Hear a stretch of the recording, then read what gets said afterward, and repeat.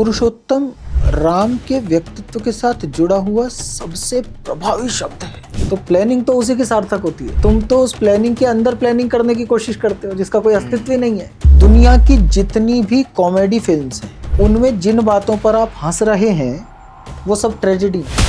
कविता एक नाभिकीय रिएक्शन है। जो सामान्य जीवन जीते हुए कवि हो जाए वो कवि है। शो चलाने के लिए आपने कविता राम जी के ऊपर लिखी है या फिर राम जी के ऊपर कविता लिखी तब वो शो चला है? ये कविता इस तरह में राम मंदिर बनेगा, उस दिन के लिए कविता चाहिएगी, भैया लिख लो। नो, कलेश कितनी बुरी चीज़ है, क्लेश नहीं होने चाहिए। ये सब थॉट आते आते मुझे फिर रामायण का एक पात्र मिला। एक ऋषि किसी दूसरे ऋषि को कभी ये नहीं कहता कि मैंने तो 108 बार मंत्र पढ़ा है, तैने 106 बार पढ़ा है। जब उसने भरत को जाके ये झूठ बोला होगा कि अयोध्या में सब कुछ ठीक है तो उस पर क्या बीती होगी। आपने इस कविता को, इस कथा को पुरुषोत्तम नाम ही क्यों दिया? पुरुषोत्तम तो बस राम ही थे। पुरुष होने की, मनुष्य होने की मर्यादा के भीतर रहकर जो हो सकता है वो राम। असल में राम अगर देखा जाए तो कौन है? नमस्ते, जय हिंद दोस्तों मैं ना आज आपसे एक रिक्वेस्ट करना चाहूँगा कि ये वाला पॉडकास्ट आप अपनी फैमिली के साथ बैठकर देखें, क्योंकि आज हम बात करेंगे राम जी के बारे में, रामायण के बारे में, सनातन धर्म के बारे में, और जो शख्स आज हमारे साथ जुड़ रहे हैं वो असल ज़िंदगी में जैसा हमको दिखते हैं उसके पीछे कैसे हैं। दरअसल जो आज हमारे साथ जुड़ रहे हैं वो अपनी कविताओं के ज़रिए हम सभी के दिलों में राज करते हैं। जाना जाता है इस शख्सियत को चिराग जैन जी के नाम से। तो स्वागत करते हैं सर, बहुत बहुत स्वागत है आपका। नमस्कार। कैसे हैं सर? मैं बहुत अच्छा हूँ, आप कैसे हैं अनित? सर राम जी की कृपा है और आज आपके साथ बैठना हुआ। तो सर सबसे पहले हम यही जानने की कोशिश करेंगे कि कहाँ से शुरू हुआ सिलसिला मंचों तक पहुँचने का, कविताओं तक पहुँचने का और लोगों को हंसाने का। बहुत योजनाबद्ध तरीके से किए हुए काम बहुत प्राकृतिक नहीं होते। मुझे ऐसा लगता है कि मेरी लाइफ में एक स्क्रिप्ट चल रही है, एक पटकथा चल रही है। मैं एक नाटक जी रहा हूँ जिसमें मेरा एक किरदार है। जो किरदार तय किया है उस नियति ने, जिसे हम ईश्वर कहते हैं, जिसे विधाता कहते हैं, जिसे अलग अलग नामों से पुकारा जाता है, जिसे सुपर पावर कहा जाता है, वो इस पटकथा का, इस नाटक का डायरेक्टर है। उसने मुझे मेरा रोल बता दिया कि अभी एक सीन शूट होना है, इस सीन में जाकर ये काम करो, इतना काम करके आ जाओ। मुझे उस सर्वशक्तिमान पर इतना यकीन है कि मैंने कभी उससे ये नहीं कहा कि मुझे पूरा रोल बताओ कि आगे क्या होगा, इसके बाद क्या होगा, इसमें एंड क्या होगा, दी एंड क्या होगा।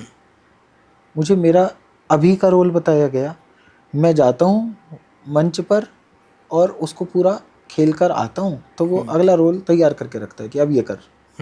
तो मैं एक स्क्रिप्ट जी रहा हूँ, इसलिए ये मंचों तक पहुँचना, लोगों को हंसाना, कविता लिखना, ये जो सब कुछ हुआ इसमें कोई योजना नहीं बनी थी, कोई प्लानिंग नहीं हुई थी मेरी ओर से। ऊपर वाले ने मेरे लिए एक योजना बना रखी है जिसके कारण ये सब कुछ एक्सीडेंटली होता चला गया। मैंने अपने जीवन में पहला कवि सम्मेलन जो पढ़ा था उसी में पहली बार कवि सम्मेलन में कविता सुनी थी। क्या बात है। मैंने कभी कवि सम्मेलन सुना भी नहीं था, मुझे पता भी नहीं था कि कवि सम्मेलन जैसा कुछ होता है। तुकबंदियाँ टाइप की करता था मैं, कॉम्पिटिशन्स में जाता था। मैं स्कूल टाइम पे प्रतियोगिताओं में जाता था क्योंकि किताबों में कोई बहुत ज़्यादा रट्टाफिकेशन करने की रुचि नहीं थी। तो मैं डिबेट वगैरह बोलने जाता था। अच्छा, उस समय उसमें 100, 200, 300 रुपये पुरस्कार भी मिलते थे, वो पॉकेट मनी होती थी। तो उनसे शुरू किया, जाते जाते एक दिन पता लगा कि एक जगह हम डिबेट बोलने गए और वहाँ पर स्वरचित काव्य पाठ प्रतियोगिता है।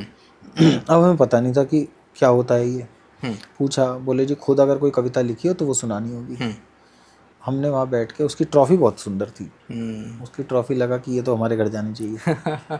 तो डिबेट बोलने गए थे, डिबेट कंपटीशन में सबसे पहले डिबेट बोली, उसमें सबसे एंड में अपना नाम लिखवाया पोएट्री रिसाइटेशन में और जाकर अपना कविता बाहर बैठ के लिख ली, तुकबंदी सी मुशर्रफ को गाली देते हुए और पाकिस्तान को गाली देते हुए, और वो कविता सुनाई। तो वो कविता भी हास्य थी या? नहीं, वो शुद्ध वीर रस की कविता थी, पाकिस्तान को गरियाते हुए और उस समय शिखर वार्ता हुई थी भारत में और हम दरियागंज में पढ़ते थे, तो वहीं वो नाहर वाली हवेली देखने आए थे परवेज़ मुशर्रफ, तो वो सब हमने अपनी आंखों से बड़े करीब से देखा था। क्या बात है। उसी दौरान हमारे बाहर जो वो स्कूल थे वो एकदम दीवारें पोत दी गई थी, दरियागंज साफ़ सुथरा कर दिया गया था कि एकदम ऐसा लगना चाहिए। मन में एक टीस थी क्योंकि तभी कारगिल का युद्ध होके चुका था, और जब कारगिल का युद्ध होके चुका था तो मुशर्रफ को गालियां दी जा रही थी। मुशर्रफ उस युद्ध में भारत की ओर से खलनायक थे, भारत के दृष्टिकोण से मुशर्रफ उसके खलनायक थे।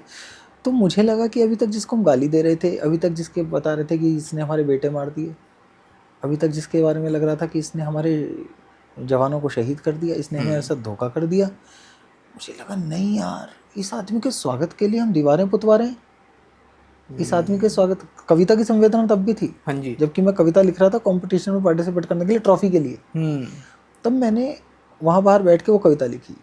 वो कविता लिखते हुए मेरे मस्तिष्क में एक बात आई कि जो उस कविता का जो सार तत्व था वो ये कि राजनीति अंततः राष्ट्र का, मनुष्यता का हित नहीं देखती, राजनीति अंततः अपना हित देखती।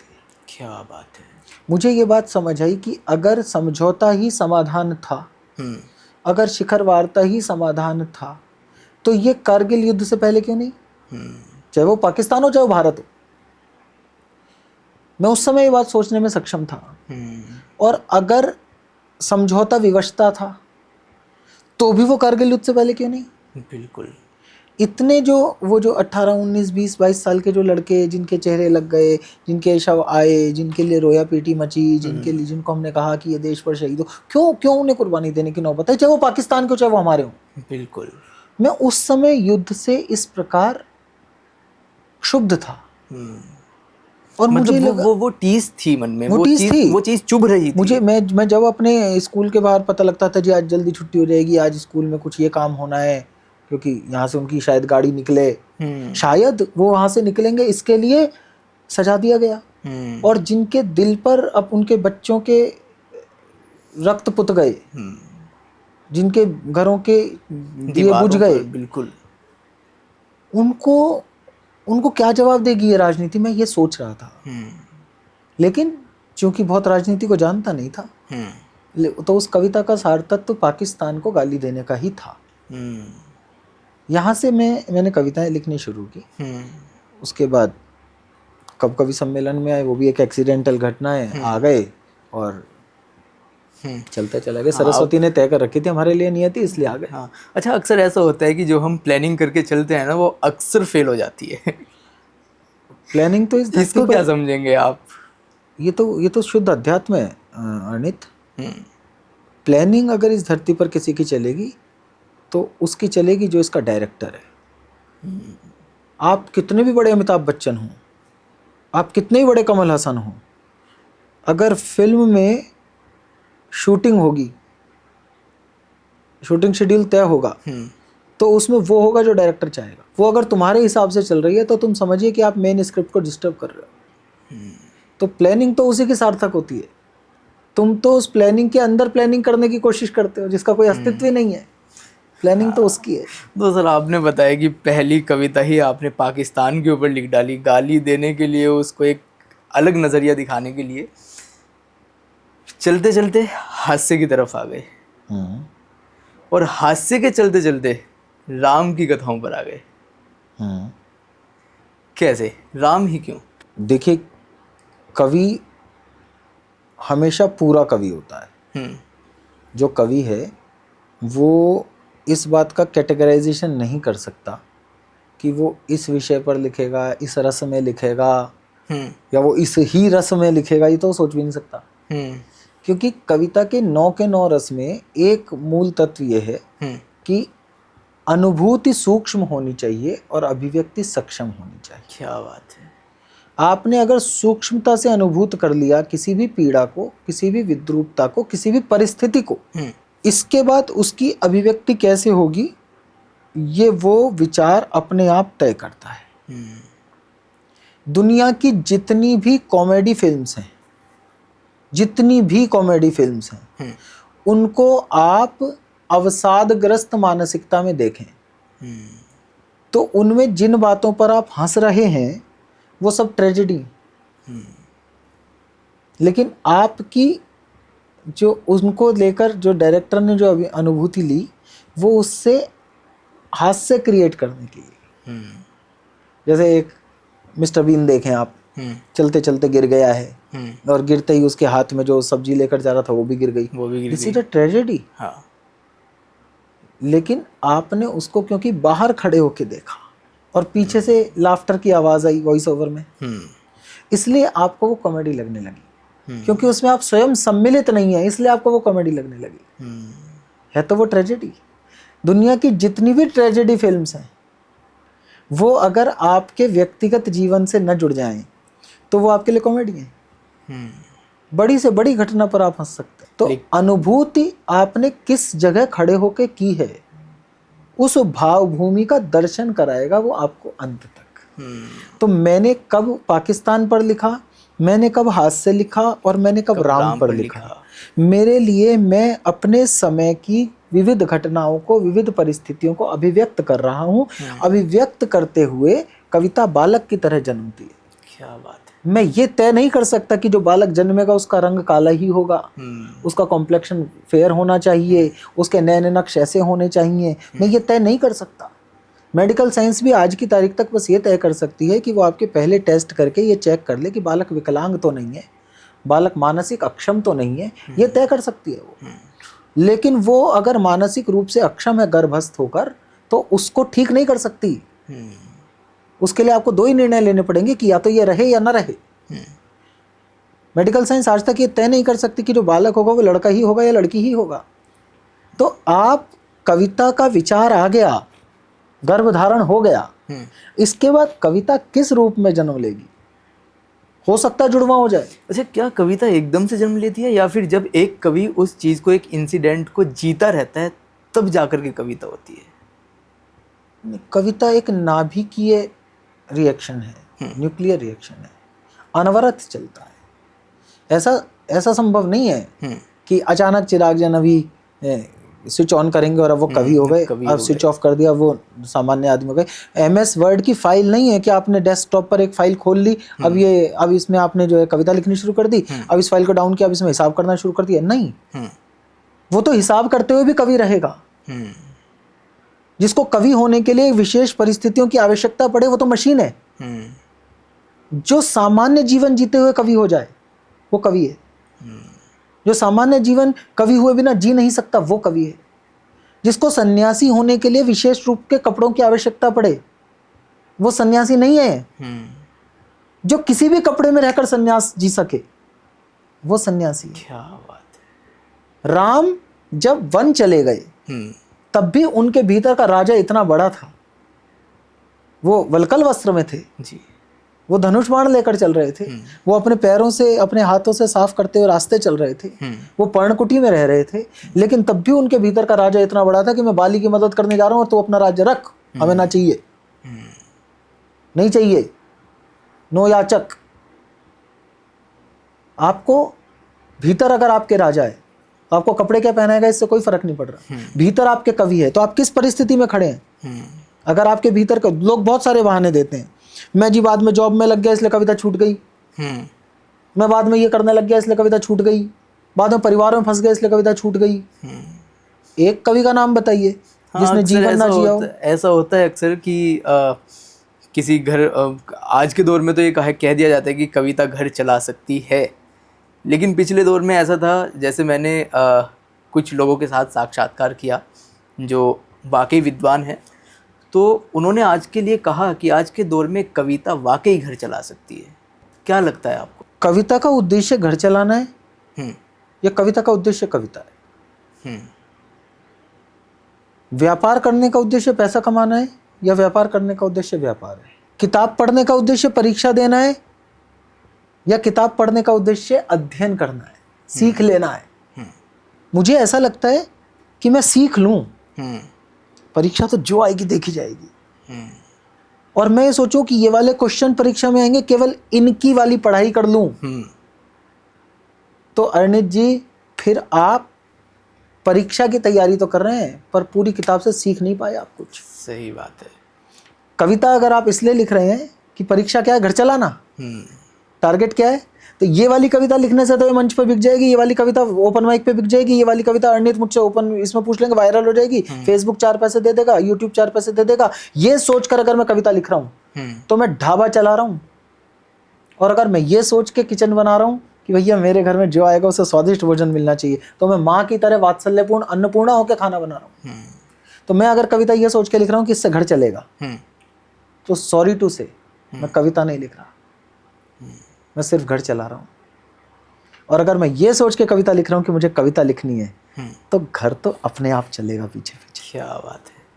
तो फिर सर मैं यहीं पर आता हूँ एक बार। आपने जैसा भी अपना शो स्टार्ट किया है, अब परशोत्तम है, तो वो शो चलाने के लिए आपने कविता राम जी के ऊपर लिखी है या फिर राम जी के ऊपर कविता लिखी तब वो शो चला है? मैंने इस पूरी चर्चा के प्रारंभ में एक वाक्य बोला था। हाँ। मेरी स्क्रिप्ट का डायरेक्टर सर्वशक्तिमान है। मैंने जीवन में कभी कोई काम योजनाबद्ध नहीं किया। मैंने राम पर कविता लिखने के लिए कभी ऐसा प्रयास नहीं किया कि ट्रेंड चल रहा है राम पर लिख लो, ये कविता मंच पर चल जाएगी इसलिए लिख लो, यहाँ पर मुझे फलाने वाले बाबा बुला लेंगे इसलिए लिख लो, ये कविता इस स्थान में राम मंदिर बनेगा उस दिन के लिए कविता चाहिएगी भैया लिख लो। नो, रेसिपी नहीं बना रहा, अरहर की दाल डाल लो और मूंग की दाल डाल लो, कविता है यहाँ से फूटेगी। और जब यहाँ से फूटेगी तो दुनिया में किसी की ताकत नहीं कि उसको लिखने से रोक दे। फिर चाहे मैं फलानी कंपनी का CEO हूँ, चाहे मैं रिक्शा वाला हूँ, जब कविता फूटेगी तो उसे लिखना पड़ेगा। तो राम जी घटित हुए, राम की कहानी घटित हुई, राम की संवेदना अनुभूत हुई, और जब अनुभूत हो गई तो अभिव्यक्त होना स्वाभाविक था। बिल्कुल। मैंने लॉकडाउन के दौर में सबसे पहली बार राम कथा के किसी प्रसंग पे कविता लिखी और उसे लिख लिखा के छोड़ दिया। उसकी कुछ ऐसी नियति बनी। सबसे पहले लॉकडाउन में लिखी थी? सबसे पहले लॉकडाउन पे। क्या बात। वो कविता हुई और छोड़ दिया। गीत में मेरे राम बहुत आते थे, गीत में मेरे महाभारत रामायण के प्रसंग बहुत आते हैं, क्योंकि मेरा व्यक्तिगत रूप से मानना है कि दुनिया के किसी भी दौर में किसी भी परिस्थिति में ये संभव नहीं है कि आप किसी स्थिति में खड़े हों और उस स्थिति का उदाहरण आपको रामायण और महाभारत में ना मिल जाए। हाँ, ये असंभव है। अभी तक के लिए तो मैं इस बात को सिद्ध करता चला हूं। बिल्कुल। तो जब आपके सारे उदाहरण रामायण महाभारत में, तो गीत लिखते हुए जब मैं अपने मुखड़े में कही गई बात को प्रमाणित करने के लिए उदाहरण ढूंढता था तो मुझे रामायण महाभारत में आसानी से मिल जाते थे। इसलिए मेरे गीत में महाभारत और रामायण के प्रसंग अक्सर आ जाया करते थे। किंतु राम पर आधारित, रामायण पर आधारित या महाभारत पर आधारित कोई एक पूरी कविता मैंने कभी नहीं लिखी थी। लॉकडाउन में एक परिस्थिति ऐसी बनी जिसमें मैंने लक्ष्मण मूर्छा जैसी कविता लिखी।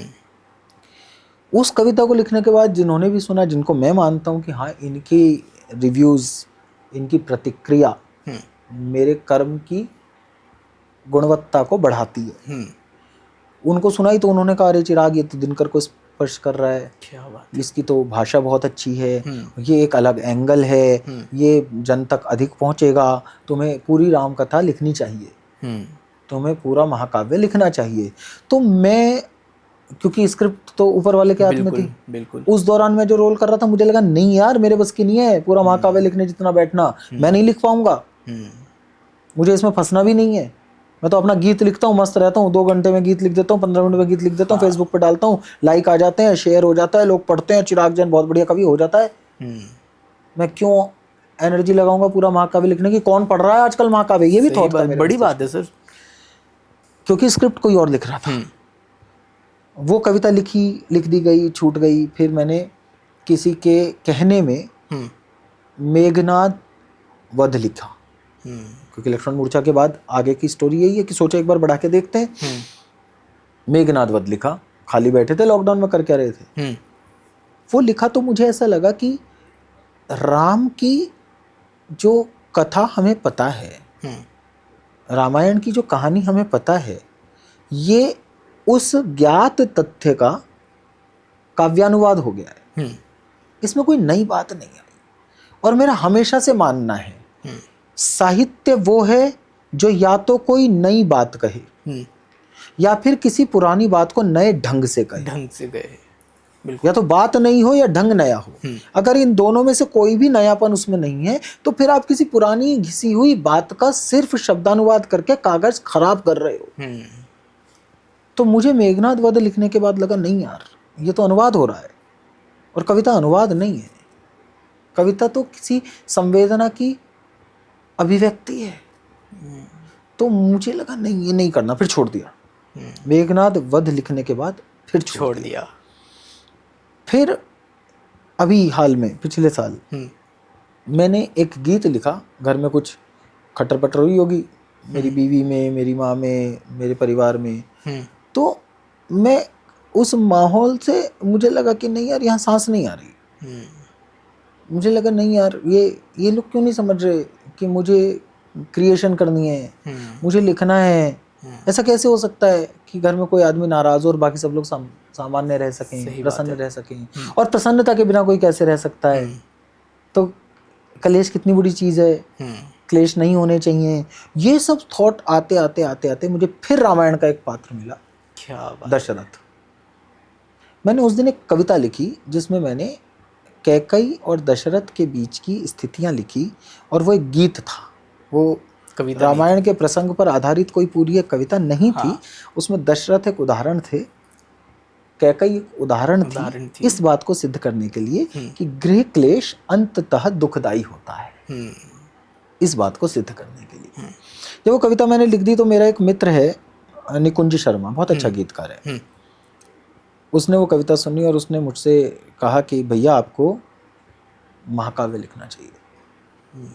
भैया आप जिस एंगल से सोचते हो वो बिल्कुल अलग एंगल है, आपको महाकाव्य लिखना चाहिए। तो मैंने उसकी बात को कहा कि नहीं यार निकुंज, मेरे बस की महाकाव्य लिखना नहीं है, मैं नहीं लिखूंगा। उसने कहा आप मेरे कहने से एक बार ट्राई करो। जीवन में पहली बार मैंने किसी थॉट को रीराइट किया, वरना उससे पहले जो थॉट आया जिस फॉर्मेट में आया उसको छोड़ दिया। मैंने उसको रीराइट किया तो मेरी एक कविता बनी दशरथ का अवसान, जिसमें वो पूरा प्रसंग जो उस गीत में भी आधा था वो पूरा प्रसंग आया और अयोध्या कांड का पहला हिस्सा मैंने लिख दिया। अब निकुंज शर्मा मेरे पीछे पड़ गए कि अब हम आपको नहीं छोड़ेंगे, आपको कविता ये महाकाव्य पूरा करना पड़ेगा। उसका डेडिकेशन ऐसा था, वो सुबह शाम फ़ोन करता था, भैया आप कितना लिखा, भैया क्या लिखा, भैया ये वो। तो उसने मतलब वो डेली रिपोर्ट लेते थे, उसने मुझे चार्ज किया एक्चुअली। उसने मेरी फ्यूलिंग की और उसका सदपरिणाम ये हुआ कि फिर मैंने वो लिखना प्रारंभ कर दिया, शुरू कर दिया। लिखता गया, फिर होता गया, वो सीक्वेंस बनता गया। इस बीच में एक एकल काव्य पाठ जैसा परंपरा है, परंपरा नाम से एक गोष्ठी होती है जो आईपी एक्सटेंशन में होती है। हाँ जी। सुरेश बिंदल जी उसके कर्ता धर्ता हैं। तो सुरेश बिंदल जी का फ़ोन आया कि चिराग हम तुम्हें परंपरा में बुलाना चाहते हैं। जब बहुत पहले वो शुरू हुआ था मैं तब उसमें गया था। तो वो उसमें 1-1.5 घंटे का टाइम देते हैं कि आप इत्मीनान से कविताएं सुनाओ। तो उस दिन उसमें मैं और मेरी पत्नी मनीषा शुक्ला हम लोग उसमें कविता सुनाने गए, क्योंकि लंबा कविता पाठ करना था, चुटकुले सुनाने नहीं थे। तो हमने ये तय किया कि हम उसमें लक्ष्मण मूर्छा सुनाएंगे। क्या बात है, पहली बार। इससे पहले हमने मंच पर कहीं लक्ष्मण मूर्छा नहीं सुनाई थी। तो हमने वो कविता वहाँ सुनाई। वहाँ वो कविता सुनाई तो बहुत प्रभावी रहा। बिंदल जी, जो सुरेश बिंदल जी उसके प्रधान हैं, वो सब करते, बात आई गई हो गई। राजेश चेतन जी उसका संचालन कर रहे थे। वो सुनने के बाद राजेश चेतन जी ने बहुत सहज रूप में कहा, उनका अभिभावकीय हाथ रहा मेरे प्रारंभिक काव्य जीवन पर। उन्होंने कहा कि भाई अब चिराग भी राम कथा करेगा। ये जो भी था, ये मुझे अच्छा नहीं लगा उस दिन, क्योंकि मुझे ऐसा लगता है कि टारगेट हो गया। आश्रमों में प्रतियोगिता नहीं होती। आश्रमों में तुलना नहीं होती। तुलना नहीं होती। एक ऋषि किसी दूसरे ऋषि को कभी ये नहीं कहता कि मैंने तो 108 बार मंत्र पढ़ा है, तैने 106 बार पढ़ा है। आश्रमों में तो सब अपनी अपनी साधना करते हैं, और कविता आश्रम है, यहाँ भी नहीं लग सकता। तो मुझे वो अच्छा नहीं लगा, लेकिन मैं इसलिए उनके प्रति क्षुब्ध नहीं हुआ, क्योंकि मुझे ये बात अच्छी तरह पता है कि उनकी इंटेंशन मेरे प्रति कोई नकारात्मक नहीं है। लेकिन ये भी मुझे अच्छा नहीं लगा था। खैर, बात आई गई हो गई। मेरे पास कुछ महीने बाद बिंदल जी का फोन आया कि हम जो है रामनवमी पर एक कार्यक्रम करते हैं जिसमें राम पर चर्चा करनी, राम कथा होती है। उसमें हम एक बार नरेंद्र कोहली जी को लाए थे। तो इस बार चाहते हैं कि उसमें आप आएं और अपनी जो राम पर आधारित कविताएं हैं वो पढ़ें, आपका सिंहासन लगेगा। मैंने कहा जी बिंदल जी, मेरे बस की नहीं है, मैं राम कथा नहीं करूँगा, मुझे राम कथा नहीं करनी। उन्होंने कहा आप सोच लो, विचार लो, करके रख दिया। मैंने कुछ नहीं विचारा और बात खत्म हो गई। मैं होली के कार्यक्रमों में गया हुआ था कलकत्ता। उनका मेरे पास फ़ोन आया कि भाई 6 अप्रैल को हमारे यहाँ रामनवमी का प्रोग्राम है और हमने उसमें आपका नाम छाप दिया है। क्या बात है। आप आ गए तो ठीक है, आप नहीं आए तो हम उसमें रामधुन चला के सब लोग कीर्तन कर लेंगे, अपने अपने घर चले जाएंगे। अब ये एक ऐसा साधिकार आदेश था जिसके लिए स्पष्ट मना करना बहुत मुश्किल था। बिल्कुल। मैंने उनको फिर शर्तें रखनी शुरू की। मैंने कहा जी पहली शर्त तो ये होगी कि मैं सिंहासन नहीं लगवाऊंगा। बोले जी बिना सिंहासन के इतनी देर। मैंने कहा सिंहासन नहीं लगेगा। दूसरा, उसमें जो डिजाइनिंग होगी, उसकी जो तैयारी होगी, वो सब मैं तय करूंगा। बिंदल जी ने एक वाक्य बोला कि आप इसमें जैसे तय करना चाहें, जो करना चाहें वो आपकी मर्जी, इसमें जो आपका खर्चा होगा वो सब हम देंगे। और तीसरी बात मैंने बोली कि मैं इसमें पैसे नहीं लूंगा। मुझे लगा कि इस बात से शायद आहत हो जाए, मुझे लगा इस बात से शायद नाराज हो जाएं। तो उन्होंने कहा ये हम तय करेंगे कि लेने हैं या नहीं लेने। बात खत्म हो गई। हमने तैयारी शुरू की तो एक आध संगीतज्ञ पकड़े, उनके साथ एक बार रिहर्सल की, जिस रिहर्सल में केवल उनको ये बताया कि भाई मेरी आवाज़ ऊपर रहनी चाहिए, संगीत की आवाज़ कमज़ोर रहनी चाहिए। बोले जी स्क्रिप्ट दे दो। मैंने कहा वो मेरे पास भी नहीं है, कविता इसमें जो पढ़ूंगा वो तय है, उसके बीच में मैं क्या बोलूँगा ये ईश्वर जानता है। और मैं उस दिन वो कविता याद करके, इसमें मनीषा शुक्ला जो मेरी पत्नी है उनका विशेष योगदान ये कि उनको जब ये पता चला कि मैं ऐसा कुछ करने वाला हूँ तो उन्होंने सिर्फ एक शर्त रखी कि आप ये कविता देख कर नहीं पढ़ेंगे,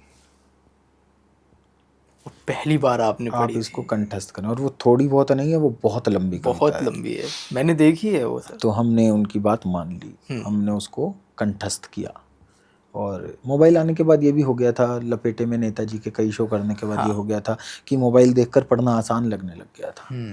लेकिन उससे क्या होता था कि आपका अवधान जो था वो मोबाइल पर रहता था, ऑडियंस से कनेक्ट नहीं हो पाता था। ये कविता हमने कंठस्थ कर ली, थोड़ी कच्ची थोड़ी पक्की, लेकिन हो गई थी याद। मैं वहाँ पहुँचा और मैं जब वहाँ बाहर जाके उनके ऑफिस में बैठा था, अंदर लोग ऑडियंस आ गए थे, मुझे नहीं पता था कि मैं क्या करने वाला हूँ। और मैं ये मानकर भी गया था कि शायद बाद में इस बात पर मुझ पर लोग हंसेंगे कि करने निकला था शो। और मेरा हमेशा मानना है कि कोशिश करने का अधिकार सिर्फ उसे है जिसके पास विफलता को स्वीकार करने की क्षमता हो। बड़ी बात है। तो मैं विफलता को स्वीकार करके गया था और बाकी जैसा बिंदल जी चाहें करके हम चले गए। मैंने वहाँ जाके जब वो शुरू किया, अर्णित, मुझे नहीं पता वो कैसे हुआ, मुझे नहीं पता वो क्या हुआ, लेकिन उस दिन मैंने जादू महसूस किया। उस दिन मुझे ऐसा लगा कि मैं कुछ तैयारी नहीं करके गया था। मैं कविता सुना रहा था, कविता सुनाते सुनाते, कविता लिखते हुए जो भाव आ रहे थे, कविता सुनाते सुनाते जो भाव आ रहे थे, मैं उसको बिल्कुल बिना तैयारी के बोल रहा था। और वो ऐसा हुआ कि लोगों की आंखें भीगी, एक भी आदमी उठा नहीं, खचाखच भरा हुआ हॉल, कोई हिलने को तैयार नहीं। और जब मेरी घड़ी पर निगाह गई तो मैंने देखा कि मैं 100 मिनट परफॉर्म कर चुका था। क्या बात है। 100 मिनट पूरा होने के बाद मैं खुद उसमें रो पड़ा था, मैं खुद उसमें सिहरा था, मेरे ये सारा जो स्नायु था ये सब कंपायमान था। और मुझे ऐसा लग रहा था कि कुछ कनेक्ट हुआ, कुछ ऐसा कि कुछ फ्रीक्वेंसी मिली और वहाँ से एनर्जी आ रही है। ये सब मुझे फील हुआ उस दिन। इस तरह ये शो बन गया। इसकी ये जो पूरी गाथा मैंने आपको सुनाई है, ये एज इट इज़ ऐसे ही घटित हुई। इसमें मैंने कोई योजना नहीं बनाई, इसके लिए मैंने कोई प्रयास नहीं किए, इसके लिए मैंने कोई अप्रोच नहीं लगाई, इसके लिए मैंने किसी से नहीं कहा कि मेरा शो करा लो, इसके लिए मैंने ये नहीं सोचा कि मैं ऐसी कविता लिख लूँगा तो शो करूँगा, कुछ नहीं। और राम का काम है, राम तय करे। क्या बात है उस एंगल पे ही ये चला। सर। आपने बताया, आपने जैसे बताया कि जब आपने कथा शुरू की तो लोग, जितनी भी ऑडियंस थी, पूरा हॉल स्तब्ध रह गया। नहीं, एक तो लेकिन मैं सॉरी यहाँ मैं पर अभी आपको सुन रहा हूँ, मैं वाकई खुद स्तब्ध हो रहा हूँ सुनते हुए। मैं तुम्हें अर्णित इसमें बताऊं कि दिस इज़ नॉट कथा। हाँ। मैंने तुम्हें इसको इस पूरी घटना के दौरान एक बात बताई कि मैंने मेघनाद वध लिखने के बाद लिखना इसलिए छोड़ दिया था क्योंकि वो कहानी बन रही थी। ये कविता है। इसमें रामायण के जिस पात्र की जो बात लगता है कि यहाँ रह गई, ये वो सोच रहा होगा, इस सिचुएशन में वो ऐसा ही सोच सकता है, मैं उस सिचुएशन में खड़ा होता तो क्या सोचता, ये साइकोलॉजी उसमें है। ये साइकोलॉजी जो दूत राम की अयोध्या से भरत को बुलाने गया है, उस दूत का तो कोई रोल नहीं है, उसका काम तो मैसेज पहुंचाना है। लेकिन पुरुषोत्तम महाकाव्य में उस दूत की मनोदशा भी है कि जब उसने भरत को जाके ये झूठ बोला होगा कि अयोध्या में सब कुछ ठीक है, तो उस पर क्या बीती होगी। क्योंकि वो तो मातम देख कर आ रहा है, उसका तो राजा मरा है, उसके घर में तो कलेश चल रहा है। वो वहां जाकर जब ये कह रहा होगा वहां तो सब मंगल है जी, सब आनंद चल रहा है। जैसे मैं बहुत तनाव में हूँ, मैं बहुत क्लेश में हूँ और मुझे कोई फोन करके कहे चिराग जी कैसे हो, भाई साहब आनंद हो रहा है। तो ये जो आनंद हो रहा है कहूंगा ना, इसको कहते हुए आनंद नहीं होगा, इसको कहते हुए कुछ टूट जाएगा अंदर। मैंने वो दूत की मनोदशा भी लिखी। ये पुरुषोत्तम की खासियत है, ये कविता है, ये शुद्ध कविता है। तो सर आपने इस कविता को, इस कथा को पुरुषोत्तम नाम ही क्यों दिया? क्योंकि मेरा ऐसा मानना है कि ये बहुत अच्छा प्रश्न है और बहुत रिलेवेंट प्रश्न है। पुरुषोत्तम राम के व्यक्तित्व के साथ जुड़ा हुआ सबसे प्रभावी शब्द है। क्या बात है। और इतना प्रभावी शब्द है कि नारायण तो हम कृष्ण को भी कह लेते हैं, नारायण तो नरसिंह भी थे, लेकिन पुरुषोत्तम तो बस राम ही थे। क्योंकि राम अवतार के दौरान ये तय किया कि जो एक पुरुष कर सकता है, जो एक मनुष्य कर सकता है, उतना ही करूंगा। इसीलिए उनके आगे फिर लगा मर्यादा। उनकी मर्यादा नैतिकता की मर्यादा नहीं थी, उनकी मर्यादा मानवता की मर्यादा थी। क्या बात है। राम ने, मैं बोलता हूं ये बात पुरुषोत्तम में अक्सर बोलता हूं कि राम ने किसी परिस्थिति को साधने के लिए कभी दैत्य होना स्वीकार नहीं किया, और राम ने किसी परिस्थिति को साधने के लिए कभी देवता होना भी स्वीकार कोई चमत्कार नहीं। राम के पूरे जीवन में कोई चमत्कार नहीं, कोई वैभत्स्य नहीं, ना दैत्य ना देवता।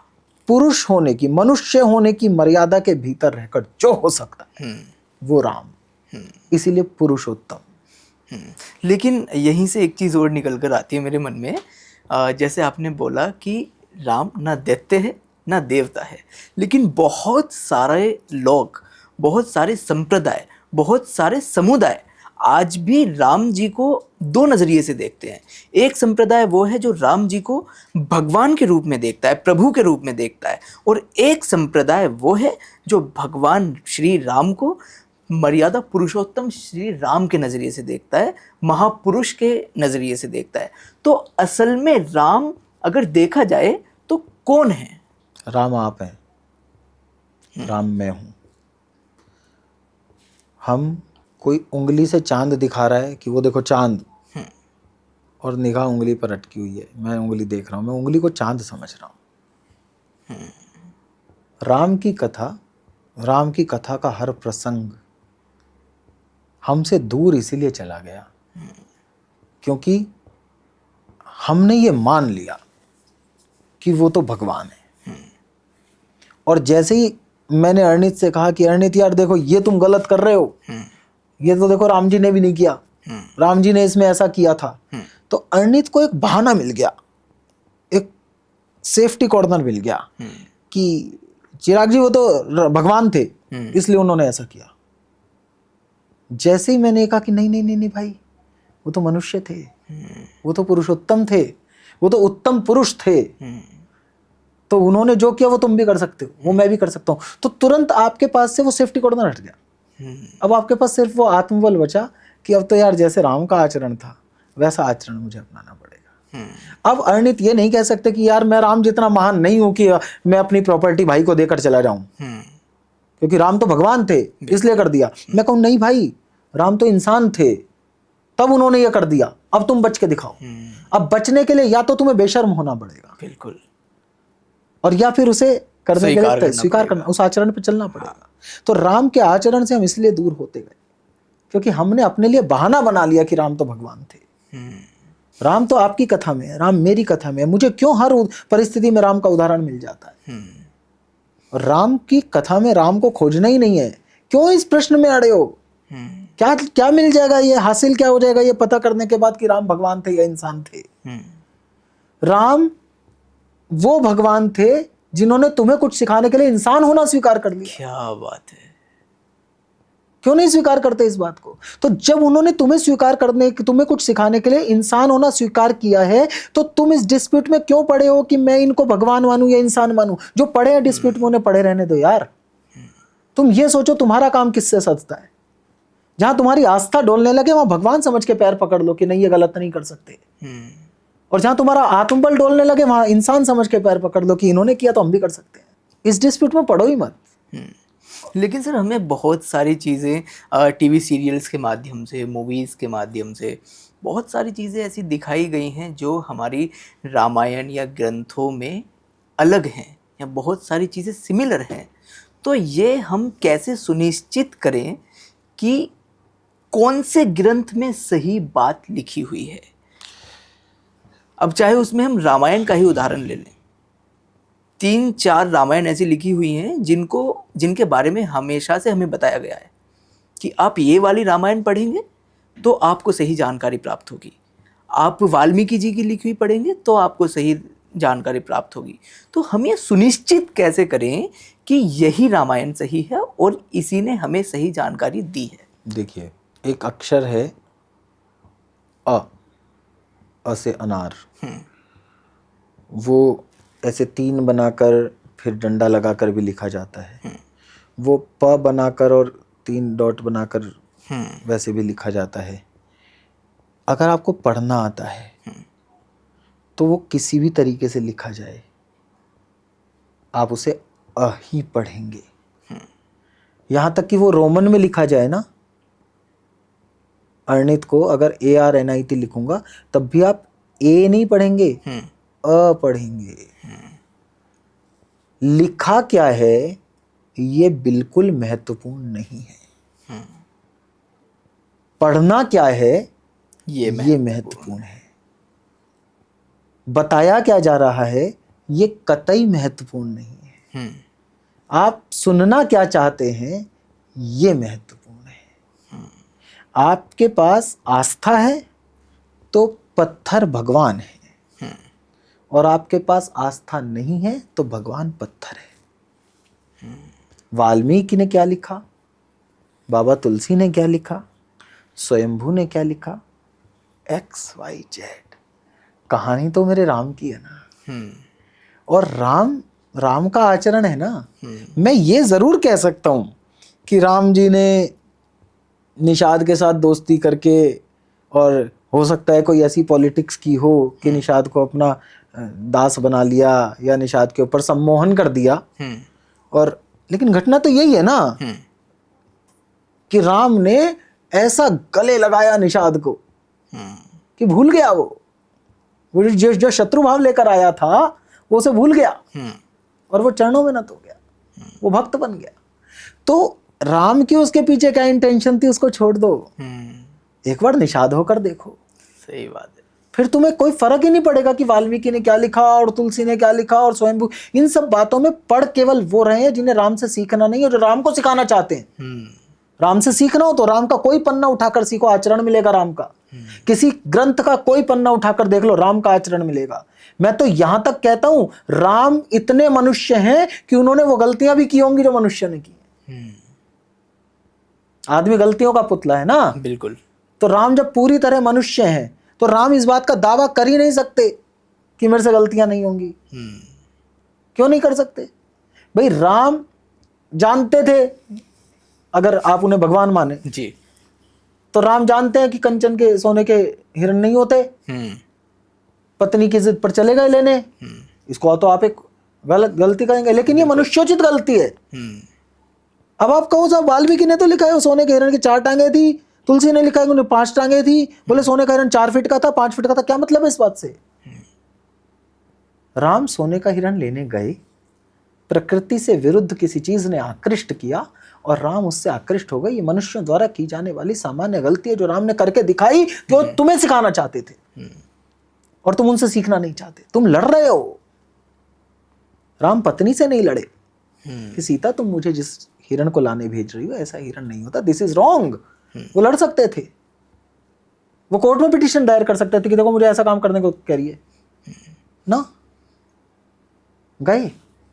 अच्छा, फिर भी लेकिन एक तरफ देखें तो राम जी को आज भी ये प्रश्न अधिकतर खड़ा हो जाता है। किसी टीवी डिबेट्स को हम देख लें, ये प्रश्न आज भी हमारे सामने एक तरीके से ऐसे खड़ा हो जाता है कि जब राम पुरुषोत्तम थे, समाज के नज़रिए से भी देखें और वैसे भी अगर देखें, तो फिर उन्होंने माँ सीता की अग्नि परीक्षा लेने के बावजूद भी उनको त्याग दिया। अगर मैं तुम्हारे इस विवाद को स्वीकार कर ही लूं कि हाँ जी राम जी ने गलत किया, अग्नि परीक्षा ली और उसके बाद भी छोड़ दिया सीता जी को, अगर हम इसको सत्य मान भी लें कि ऐसा हुआ, कभी तुमने टीचर को कुछ सिखाते हुए देखा है? कई बार वो जानबूझ के गलती करता है ताकि तुम ये पकड़ पाओ कि यहाँ गलती है। वो तुम्हारी इतनी बौद्धिक क्षमता को जागृत करने का प्रयास करता है। अगर मैं तुम्हारी बात को सत्य मान भी लूं कि राम जी ने बहुत अनैतिक आचरण किया और राम जी ने सीता जी का परित्याग कर दिया, मैं मान भी लूं, मेरे पास इस बात की कोई पुष्टि नहीं है कि ये सत्य है, कि ये असत्य है, कि ये क्षेपक है, कि ये जोड़ा गया है, कि बाद में जो कुछ नहीं, जो तुम कह रहे हो मैं उतने शब्दों पर जवाब दे रहा हूं, केवल नोट किया जाए। हो सकता है कि राम ने तुम्हें यह बात सिखाने के लिए कि इस पर बाद में आप पूरे समाज में आलोचना के, विवाद के पात्र बन जाओगे, इसलिए ऐसा आचरण मत करना, तब भी तो उन्होंने तुम्हें सिखाने के लिए किया हो सकता है, अगर तुम उन्हें पुरुष उत्तम मानते हैं तो। बिल्कुल। लेकिन आप अभी भी उससे नहीं सीखना चाह रहे, आप अभी इसी में पड़े हो, भाई तुमने तो ऐसे किया था। जैसे दुनिया के जितने अच्छे टीचर्स होते हैं वो फेलियर होते हैं अपनी फील्ड के। जो सक्सेसफुल इंजीनियर है वो इंजीनियरिंग करेगा, जो फील्ड में सक्सेस नहीं हो सका वो टीचिंग करेगा। बिल्कुल एग्जैक्ट। जो बहुत अच्छा पत्रकार है वो पत्रकारिता करेगा। हाँ। जो पत्रकारिता की फील्ड से मन उब गया, नहीं जा पा रहा, उस माहौल में फिट नहीं हो पा रहा, वो आके टीचिंग करेगा। बिल्कुल। तो वो अपनी फील्ड के फेलियर्स है ना। हाँ। तब वो आके, अब आप कहो बोले साहब सर आप तो गए नहीं आज तक में, आप हमें पत्रकारिता सिखा रहे हो। हाँ। आप क्यों नहीं नौकरी कर लेते जी अखबार में, आप हमें सिखा रहे हो? क्योंकि उसने वो गलती करके ये अध्ययन लिया जीवन का, उसने ये सीखा कि ये वाली गलती करने पर आप फेल हो जाते हो। जो आदमी बिना फेलियर सीखे तुम्हें सिखाने आएगा वो तुम्हें नहीं सिखा पाएगा, क्योंकि उसे पता ही नहीं कि गलतियां क्या होती हैं। उसे पता ही नहीं है कि तुम इस वाले रास्ते पर कट जाओगे तो रास्ता भटक जाओगे। जो रास्ता भटका है उसे पता है, वो आके जैसे ही उस वाले पॉइंट से निकलेगा तुम्हें कहेगा देख बेटा इधर मत जाइयो, ये वाला गलत है। टीचर की गलतियां मत देखो यार। अब मैं थोड़ा सा ना कवि सम्मेलन के क्षेत्र में आने की कोशिश करता हूँ, और मैं चाहता भी हूँ कि उधर से लोगों को पता चले कि काव्य क्षेत्र कैसा है। क्योंकि लोग अक्सर कैमरे में या सोशल मीडिया के माध्यम से आपसे जुड़ते हैं, या फिर बड़े बड़े जितने भी चेहरे हैं सभी लोगों से जुड़ते हैं। लेकिन मैं यही जानना चाहता हूँ और आपके माध्यम से लोगों तक ये पहुँचाना चाहता हूँ, असल में कवि सम्मेलन क्षेत्र कैसा है? क्या वाकई जितनी चकाचौंध भरी ज़िंदगी कवियों की दिखती है उतनी ही चकाचौंध भरी ज़िंदगी है, या अन्य चीज़ें भी हैं उसमें पीछे? नहीं, इसमें चकाचौंध की परिभाषा स्पष्ट करनी पड़ेगी। आप चकाचौंध से क्या कहना चाहते हैं? चकाचौंध का मतलब है कि बड़े बड़े कवि सम्मेलन, कॉट पैंट में इंसान दिखता है, सूट में इंसान दिखता है ना? और आजकल तो प्लेन्स में भी, फ्लाइटों में भी सफ़र कवि लोग करते हैं। ऐसा मैंने इसलिए पूछा क्योंकि अगर हम अब के कवि को देखें और अब से थोड़ा सा पीछे अगर चले जाएं तो कवि की पहचान केवल इतनी थी कि कुर्ता पजामा, पैरों में चप्पल और साइड में बैग। तो चकाचौंध से यहाँ से ये मतलब था। पहली बात तो कुर्ता पजामा, पैर में चप्पल और साइड में बैग, ये कोई कवियों की यूनिफॉर्म नहीं थी। ये उस समय के आम आदमी का परिधान था। कवि का कोई परिधान नहीं होता। कवि तो आप और हम जैसा होता है। कवि तो समाज का एक हिस्सा होता है। तो कवि की कोई ड्रेस कोड नहीं होता। दूसरी बात रही कि अब तो आपने बहुत इशारे से लगभग स्पष्ट बात कही कि अब तो प्लेन में, चार्टर्ड प्लेन में एंड ऑल। आपको अपने घर में बहन की शादी में पकवान बनवाने, आपने एक हलवाई बुलवाया। वो हलवाई आया, उसने आकर बढ़िया बेसन के लड्डू बनाए, सब कुछ शानदार किया। क्या आपने कभी इस बात पर विचार किया है कि वो हवाई जहाज में आया था या ट्रेन में आया था कि बस से आया था या रिक्शा से आया था? आपका कंसर्न क्या है कि वो लड्डू कैसे बना रहा है, उसने खाना ठीक बनाया नहीं बनाया, यही महत्वपूर्ण है ना। जब जब आप इस बात पर केंद्रित हो जाएंगे कि जो कवि आपके यहाँ आया वो मर्सिडीज से आया जी, वो फलाना कोट पहन के आया जी, उसका कोट जरूरी है, वो इतनी महंगी घड़ी पहनता है, वो इतना महंगा चश्मा लगाता है, वो तो इस फ्लाइट से चलता है, उसका तो बिजनेस क्लास में सबसे आगे का टिकट बुक होता है, इसका मतलब आपको उसकी चकाचौंध देखनी, आपको उससे कविता सुननी नहीं है। और जिस कवि के लिए ये सब महत्वपूर्ण है उसे भी कविता सुनानी नहीं है, उसे भी चकाचौंध दिखानी है। सूरदास, सुनिए, सूरदास नेत्रहीन, धोती पहने बनियान बंडी, वो पहनकर वो लिख गए जो आज तक रट रहे हो। पचिहारे पुनितऊ पार ना पावे, पच रहे हो। रसखान वो लिख गए जो आज तक समझ नहीं आया। एक एक शब्द, एक एक कॉमा। तुलसी चार्टर्ड फ्लाइट में चलते थे, रोटी नहीं मिलती थी, कविता पे कोई फर्क नहीं पड़ा। अज्ञे कोट पैंट पहनकर रहते थे, लेकिन उनकी लेखनी में कोट पैंट नहीं आया। अज्ञे ने कभी ये नहीं बताया कि मैं तो इतनी महंगी मचान में रहता हूं, इतना मैंने ये जलवे जलाल कर रखे हैं ना। इस बात से मतलब है ना कि मैं शेखर एक जीवनी में क्या लिख रहा हूं। इस बात से मतलब है ना कि मैं नदी के द्वीप में क्या लिख रहा हूं। इस बात से क्या मतलब है कि वो लिखते हुए मैंने बंडी पहन रखी थी या कोट पैंट पहन रखा था। डॉक्टर तुम्हारा इलाज कर पा रहा है या नहीं कर पा रहा, ये महत्वपूर्ण है।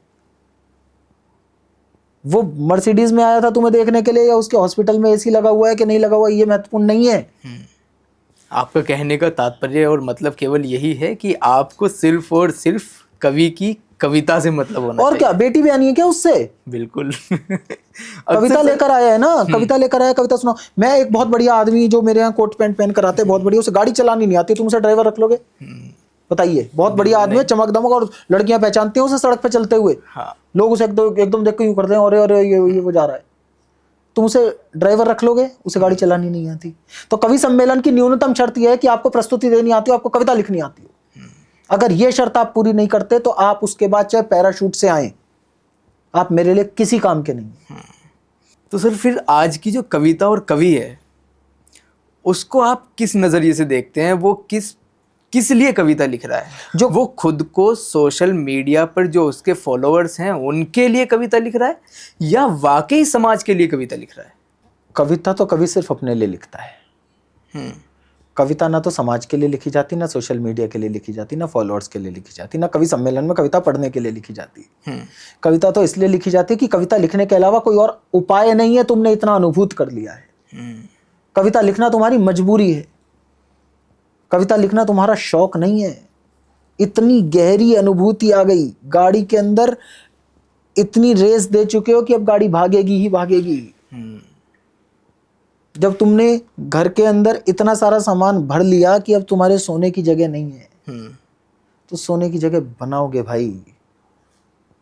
विचार यूं कौंध रहे हैं, यूं अनुभूति यूं आपके शिराओं में दौड़ रही है, दिल धड़क रहा है, ये आंखें यहां से लाल होती हैं बिल्कुल नीचे से।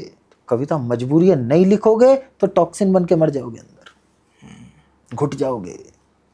तो कविता आप लिख रहे हैं अपने लिए, उस लिखे हुए को, उस प्रोडक्शन को।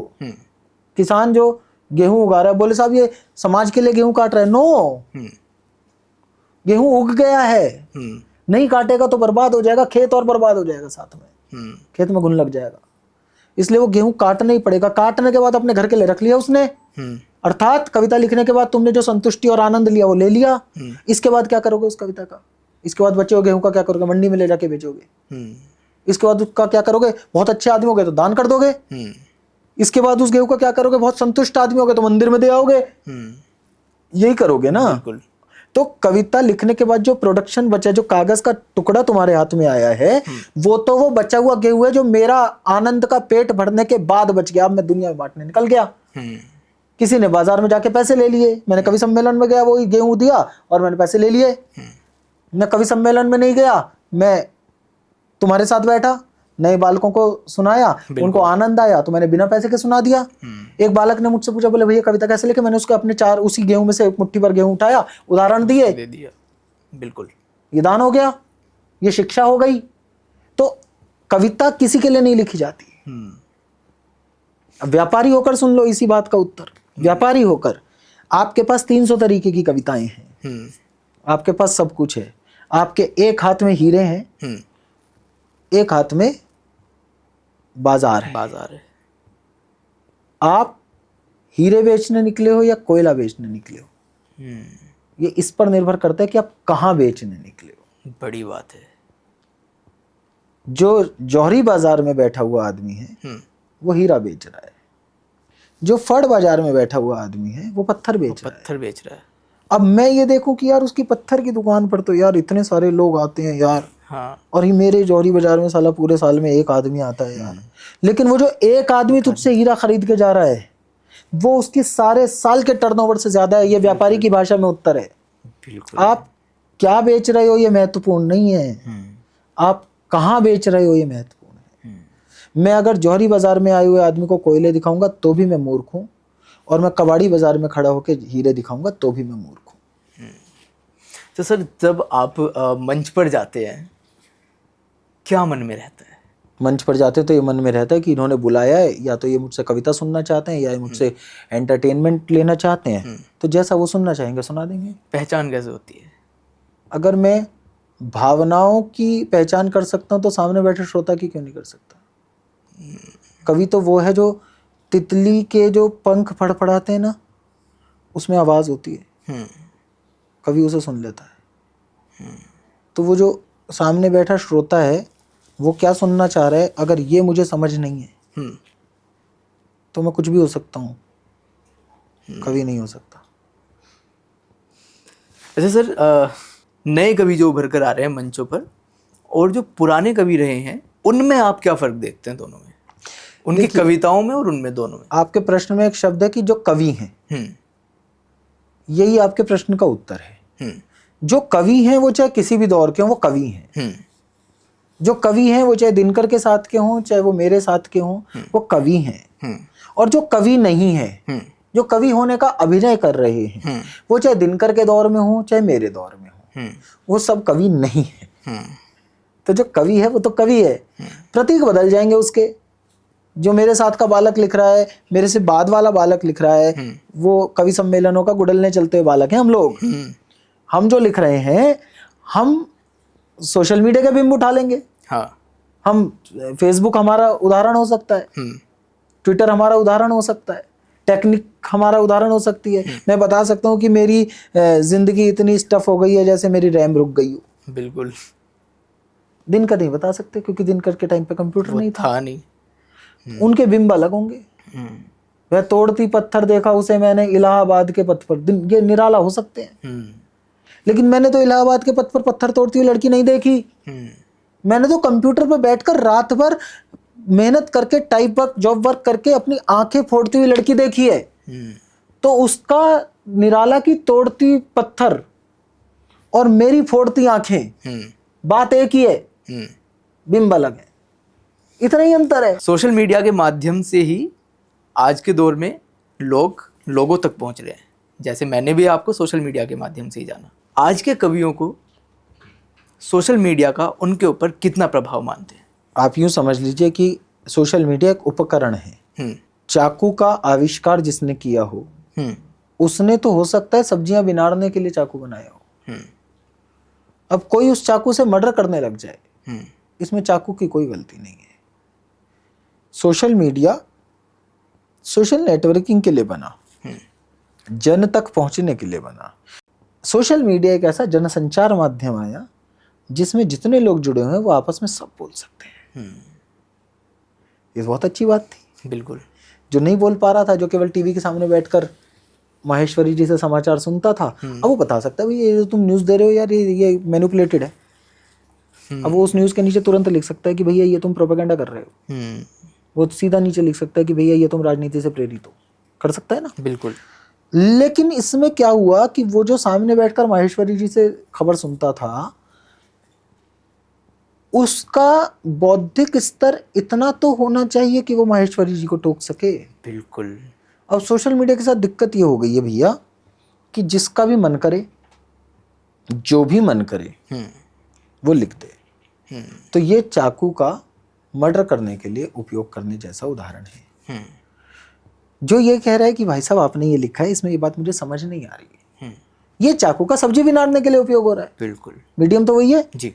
अब उसी मीडिया को अगर कोई आदमी ये सोच रहा है कि यार मैंने कवि सम्मेलन तो कोई नहीं किया, एक काम करता हूँ, एक लड़का बैठा लेता हूँ अपने यहाँ डिजिटल पे, और वो जो है वीडियो बनाएगा और इधर उधर की ऑडियंस लगा देगा और ये दिखा देगा कि मैं सुपर हिट हुआ, और ऐसा करके मैं कवि सम्मेलन में चला जाऊंगा और वहां पे जाके इतने पैसे ले आऊंगा। लड़का मुझसे लेगा पूरे महीने के सपोज 10,000 रुपए, और कवि सम्मेलन में मुझे मिल जाएंगे 15,000 रुपए, तो मेरा 5,000 रुपए का फायदा। जो इस बुद्धि से कवि बन रहा है सोशल मीडिया के माध्यम से, ऐसे कवि भी हैं खूब। 1 घंटे की प्रस्तुति सोशल मीडिया पे कितनी जा रही है? जितना भी स्टैंड अप कॉमेडी है, कितनी देर के शो होते हैं? 1-1.25 घंटे के, 1.5 घंटे के होते हैं। सोशल मीडिया पे कितना होता है? 5 मिनट। हाँ, 5-7 मिनट। 5-7 मिनट 1 घंटे में से निकालना, जिसमें ऑडियंस शॉट्स भी हैं, ऑडियंस रिएक्शंस भी हैं, प्रस्तुति 2.5-3 मिनट की, 2.5-3 मिनट की, उसको दिखाकर मैं अपना 1 घंटे का शो बेच रहा हूँ। क्योंकि ऑडियंस भी कहीं और के लग सकते हैं, वहाँ के भी ओरिजिनल हो सकते हैं। 1 घंटे में अगर आपने 5 मिनट भी नहीं हंसाया तो क्या किया? आप शोज को बहुत ज़्यादा आप चर्चा में मतलब जुड़े हुए हैं शोज से, तो ये क्या मतलब आपने उदाहरण भी शोज के दिए। हमने राम जी की बात की, राम जी से पहले हमने थोड़ी सी कवि सम्मेलन की बात की थी, अब दोबारा हम वहीं पर आ रहे हैं। तो क्या रीज़न है शोज से जुड़ा हुआ? या तो इसलिए कि आपने बहुत सारे टीवी शोज किए हुए हैं? नहीं, ऐसा नहीं है यार। जो आदमी देखता है, जो संदर्भ चल रहा है उसी के उदाहरण दिए जाते हैं। तो जो संदर्भ चल रहा होगा उसमें शोज के मैंने उदाहरण दिए होंगे, अन्यथा जीवन। अच्छा, आप सर अपना थोड़ा सा शोज, आपने बहुत सारे टीवी शोज किए हैं, उसमें चाहे आपने नेताजी को लपेटे में लिया हो, चाहे आप लाफ्टर चैलेंज में गए हो, और भी अन्य बहुत सारे शोज हैं। कैसा एक्सपीरियंस रहा आपका? हर एक्सपीरियंस एक एक्सपीरियंस होता है। हाँ। और हर एक्सपीरियंस में थोड़ा अच्छा और थोड़ा ख़राब होता है। तो हमारे प्रदीप चौबे जी एक बहुत बढ़िया बात कहा करते थे जब हम कभी टीवी सेट पर मिलते थे, वाह वाह क्या बात है एंड ऑल पे। तो वो कहा करते थे पीछे खड़े हुए ग्रीन रूम में कि सेट अपने पीछे बहुत अपसेट होता है। तो सेट अपने पीछे बहुत अपसेट होता है हमेशा। वाह। तो हम कभी किसी भी शोज़ में गए, मैंने लपेटे के बहुत एपिसोड्स किए। लाफ्टर में गया मैं, लाफ इंडिया लाफ में, और वाह वाह क्या बात है, वाह भाई वाह, मतलब तमाम टेलीविज़न के तमाम शो किए मैंने, दर्जनों। वाकई बहुत सारे। मैंने खुद से लाइव बैठ करके देखा है आपको। तो दर्जनों टेलीविज़न स्क्रीन्स पर ब्रॉडकास्ट हुआ मैं। लेकिन विश्वास मानो अर्णित, मैं देखिए तुलना नहीं होती, आनंद की तुलना भी नहीं होती। बिल्कुल। टीवी पर आना, टीवी पर ब्रॉडकास्ट होना एक अलग आनंद है वो भी आनंद। बिल्कुल। और टीवी छोड़कर लाइव में सामने पब्लिक बैठी हो, वहाँ प्रस्तुति देना, वहाँ लाइव टिप्पणियाँ निकलना, वहाँ लाइव कुछ बोलना, जैसे अभी तुम मुझसे जो प्रश्न पूछ रहे हो, ये सब अगर मैं स्क्रिप्ट बनाकर आया तो न तो मैं इस भावना से बोल पाता, न तुम इस भावना से समझ पाते। जैसे तुमने कहा कि तुम्हें सिहरन हुई, तुमने कहा तुम स्तब्ध रह गए, तुम इसलिए स्तब्ध रह गए क्योंकि मैंने जीकर बोला, रटकर नहीं बोला। तो वो जो कवि सम्मेलन का लाइव का जो खेल है, उसमें जो जीकर बोलते हैं, भावनाओं का खेल होता है, उसको वो अनबीटेबल है, उसको आप किसी से कंपेयर नहीं कर सकते। तो आनंद ज्यादा कवि सम्मेलन में आता नहीं, ज्यादा कम नहीं, उसमें अलग तरीके का आता है। आनंद का थर्मामीटर नहीं होता, आनंद आनंद होता है। टीवी शोज में अलग तरीके का आनंद आता है और इसमें अलग तरीके का आनंद आता है। अच्छा सर, आप इतने अध्यात्म से कैसे जुड़े हुए हैं आप?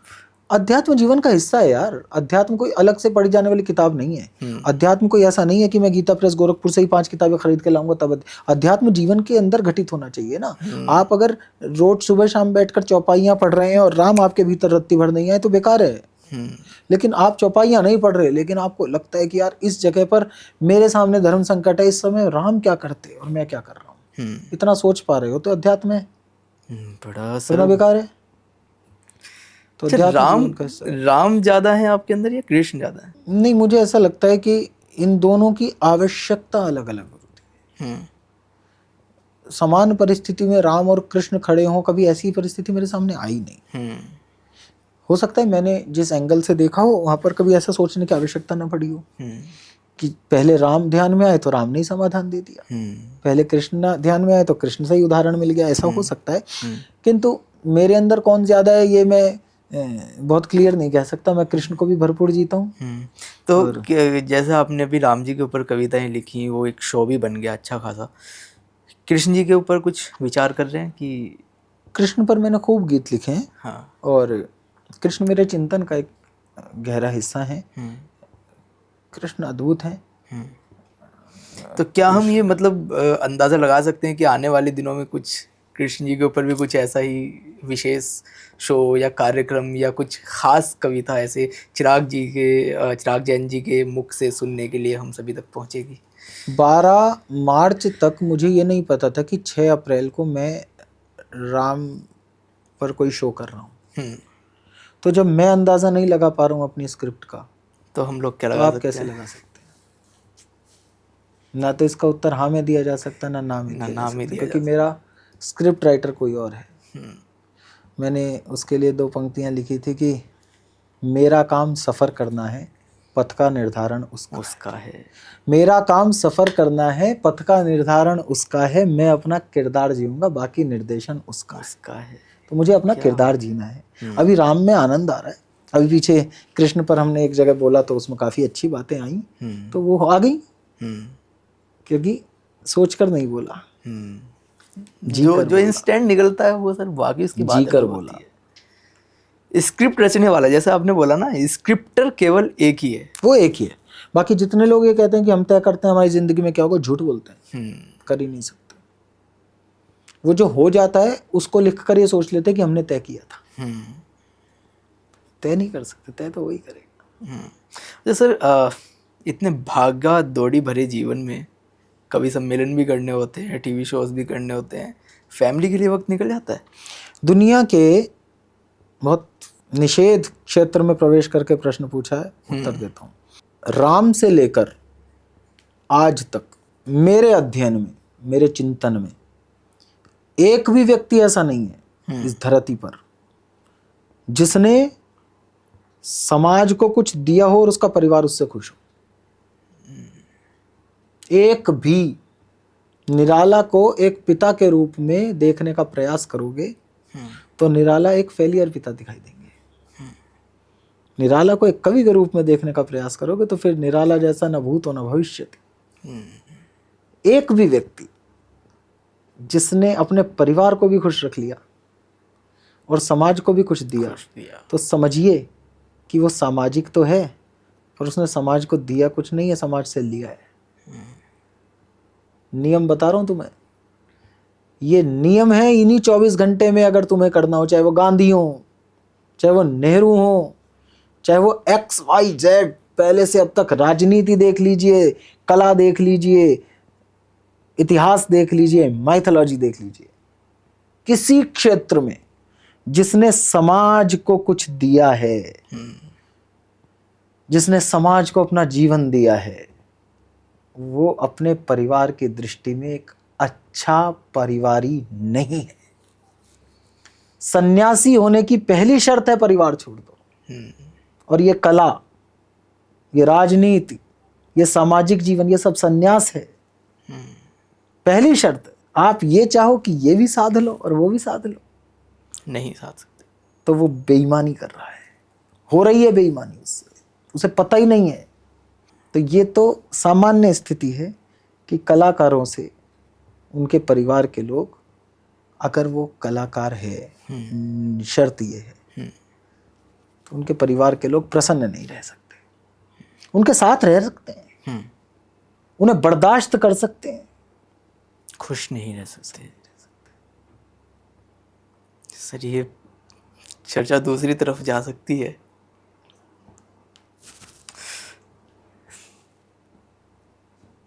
मैं चाहूँगा कि सर चर्चा को यहीं पर समापन किया जाए और हम समापन की तरफ बढ़ें। केवल एक सवाल से, आपने समाज की बात की, जितना भी आपने अभी तक बोला है और ख़ास तौर पर हमने आज जो चर्चा की है, ऐसे ईश्वर के ऊपर चर्चा की है या फिर एक ऐसे कैरेक्टर के ऊपर चर्चा की है जो वाकई समाज को एक राह दिखाते हों और अंत में आकर के आपने उनके जीवन का भी सार बता दिया। मैं यही पूछना चाहूँगा कि अगर आप कोई भी ऐसी बात या टिप्स इस समाज को देना चाहते हो, उस इंसान को देना चाहते हो जो इस प्रकार का जीवन जी रहा हो। देखिए, जीवन की कुंजी नहीं होती, जीवन की कोई गाइडलाइन नहीं होती। जीवन एक ऐसी परीक्षा है, शिक्षा में और जिंदगी में यही अंतर है। जो विधिवत शिक्षा होती है उसमें पहले पाठ पढ़ाया जाता है, फिर परीक्षा ली जाती है। जिंदगी पहले परीक्षा लेती है, फिर जिसकी परीक्षा हो रही है पाठ वो अपने आप पढ़ता है। तो इसलिए जो भी आदमी सामाजिक जीवन में आना चाहता है, न तो अर्णित उसका हाथ पकड़ के खींच के तुम उसे सामाजिक जीवन में ला सकते और ना ऐसे दोनों हाथों से रोक कर उसे आने से रोक सकते। उसे अगर सामाजिक जीवन में आना है, अगर उसे कलाकार बनना है, अगर तुम्हें लगे कि यार अब गंगा की लहर के किनारे बैठकर बांसुरी बजानी है बस, फिर कोई रोक नहीं सकता तुमको। हाँ, इसके लिए जो कीमत चुकानी पड़ती है वो हर शख्स की अलग अलग होती है, सबको चुकानी पड़ती है। जो समाज से ले रहा है उसे भी, जो समाज को दे रहा है उसे भी। तो कीमत सबकी अलग अलग होती है। सब अपनी अपनी कीमतें चुका रहे हैं। कुछ समझदार लोग हैं जो उन कीमतों को बाहर नहीं आने देते, कुछ साधारण लोग हैं, कुछ भोले लोग हैं जिनकी वो कीमतें आंखों की कोरों पर आकर ठहर जाती हैं, तो उनकी नम आंखों में कई बार उनकी सच्चाइयाँ पढ़ ली जाती हैं। बाकी तो सभी कीमत चुका रहे हैं, और कीमत चुकाए बिना वैसे भी कोई ख्याति लेना, कोई यश लेना, कोई लाभ लेना, ये नैतिक भी तो नहीं है। तो सब अपने अपने हिस्से की कीमत चुका रहे हैं, अपने अपने हिस्से का काम कर रहे हैं। सर ये चर्चा मुझे लगता है कि आपके पास से ना उठने का वाकई बिल्कुल मन नहीं कर रहा है। आपकी हर बात, हर सेंटेंस में से एक नई चीज़ निकल कर आ रही है। लेकिन मुझे लगता है कि समय की भी अपनी समय सीमा होती समय है, का सम्मान करना चाहिए। है ना। अगर हम उस समय का ही सम्मान नहीं करेंगे, शायद आगे जाके वो हमारे ऊपर दूसरी तरह से हावी हो जाए। तो आज आपने ये चर्चा सुनी, बहुत आनंद आया, बहुत सारी चीज़ें सीखने के लिए मिली, और बहुत जगह पर मैं और सर दोनों ही थोड़े से भावुक भी हुए। और आपको चर्चा कैसी लगी, आप एक बार कमेंट बॉक्स में लिखकर ज़रूर बताएं। आपके मन में चर्चा को लेकर क्या सवाल आया है वो भी कमेंट में लिखें। और अगर चर्चा वाकई आपको अच्छी लगी हो, सूक्ष्म लगी हो, सुखद लगी हो, तो आगे अपने साथियों तक ज़रूर पहुंचाएं। चर्चा में अंत तक बने रहने के लिए बहुत बहुत शुक्रिया। और सर ने हम सभी के लिए आज अपना बहुमूल्य वक्त निकाला, उसके लिए बहुत बहुत शुक्रिया सर आपका। बहुत नमस्कार बहुत रणेश जी, धन्यवाद। नमस्कार।